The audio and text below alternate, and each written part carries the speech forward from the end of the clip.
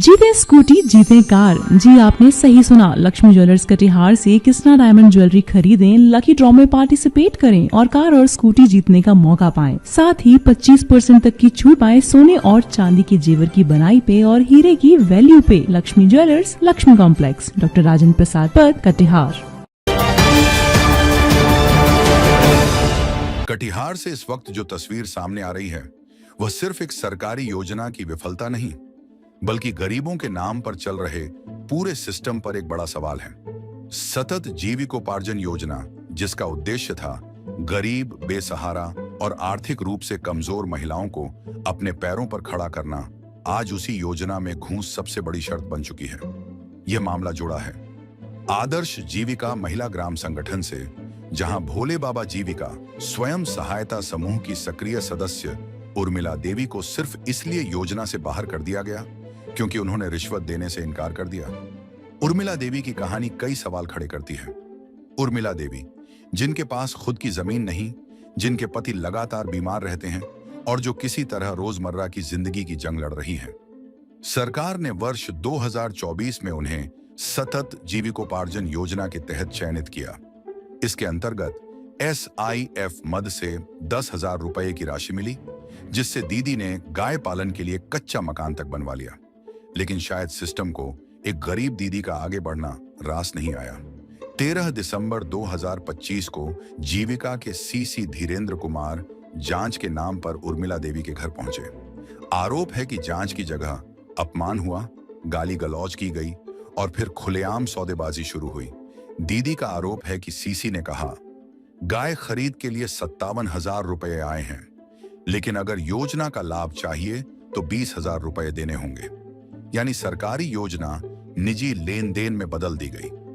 गरीब दीदी से खुली रिश्वत मांगी गई। जब उर्मिला देवी ने घूस देने से इनकार किया तो आरोप है कि CC ने उनके नाम से आई पूरी 57,000 रुपए की राशि वापस कर दी।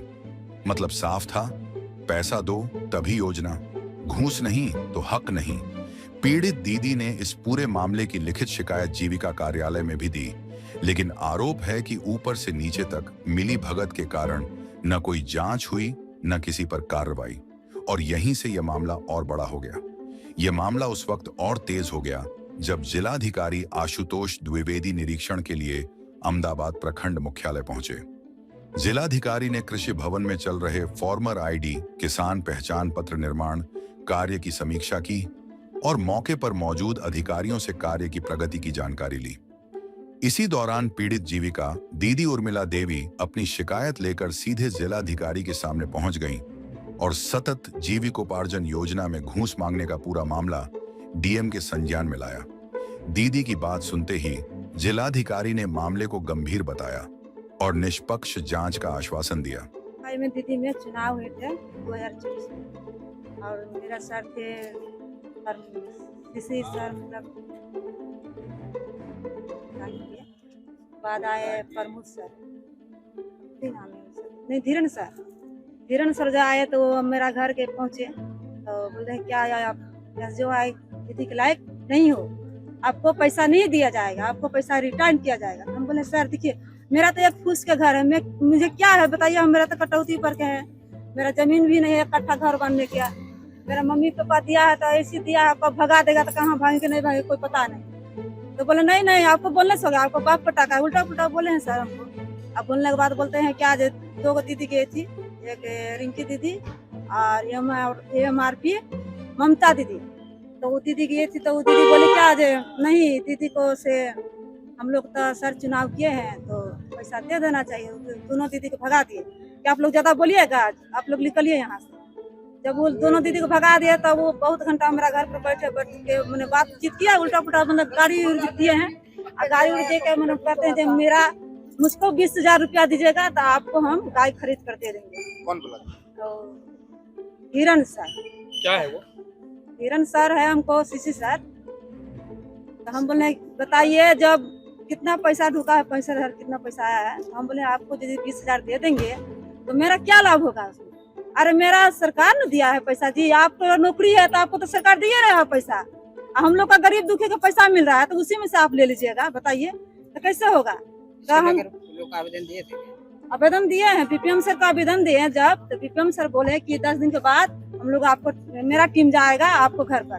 तो बोला ठीक है सर, हम जाते हैं खुद के घर, आवेदन देकर चल गए। 10 दिन के बाद 15 दिन हुआ, 15 दिन के बाद 20 दिन हुआ, 20 दिन के बाद 1 महीना हुआ। फिर आशा देख के हम फोन भी करे बीपीएम सर के पास है, सर आप बोले जो आपको घर जाएंगे तो क्यों नहीं आए? तो बोल रहे हैं कि सर कि आप जाइए सेलफ में रिंकी दीदी के पास, आप किरण दीदी के पास, वहाँ जाके बातचीत कर लीजिए। तो वहाँ जब मेरा दीदी सब है 7 गो 8 गो दीदी सब, उसको लेके गए साथ में, तो देख रहे हैं भीतर में से वो लोग कागज पत्र के काम कर रही थी। तो हम बोले वहाँ पर जैसे साथ प्रणाम बोले दीदी सबके, तो वो बोले अभी ठीक है। कहाँ है आप लोग? कहाँ अभी अभी कहाँ आए हैं? अभी तो हम पीएम सर आए थे कटिहार से, हाँ, उसी के पास हम आए थे। उनको क्या आवेदन दिए? हाँ आवेदन दे दिए हैं। क्या कुछ कहा गया उन्होंने?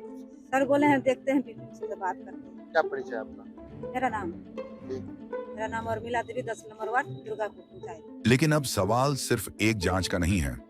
क्या जीविका जैसी महत्वाकांक्षी योजना भ्रष्टाचार की भेंट चढ़ चुकी है? क्या गरीब महिलाओं को अपने हक के लिए भी रिश्वत देनी पड़ेगी? और क्या ऐसे कर्मियों पर वाकई कार्रवाई होगी या मामला फिर फाइलों में दबा दिया जाएगा? यह सिर्फ उर्मिला देवी की आवाज नहीं, यह आवाज है उन सैकड़ों दीदियों की जो चुपचाप सिस्टम का शिकार हो जाती हैं। अब देखना यह है कि जांच सिर्फ आश्वासन बनती है या दोषियों तक कार्रवाई पहुंचती है। हम इस पूरे मामले पर नजर बनाए रखेंगे और हर मोड़ पर सच्चाई सामने लाते रहेंगे। तमसोमा ज्योतिर्गमय गुरुकुल शिक्षा मंदिर संस्थान के साथ बनाए अपना भविष्य। रेगुलर और प्रोफेशनल कोर्सेज, सेकेंडरी और senior secondary courses, law, teachers training courses, pharmacy and nursing के साथ पैरामेडिकल में डायरेक्ट एडमिशन पाए। वेबसाइट विजिट करें या दिए गए नंबर पर कॉल करें। हमारा पता है गुरुकुल शिक्षा मंदिर संस्थान, कल्याण चौक, DS कॉलेज रोड, कटिहार। हमारा वीडियो अगर आपको अच्छा लगा हो तो आप हमारे वीडियो को लाइक करें, शेयर करें और हमारे चैनल को सब्सक्राइब जरूर करें।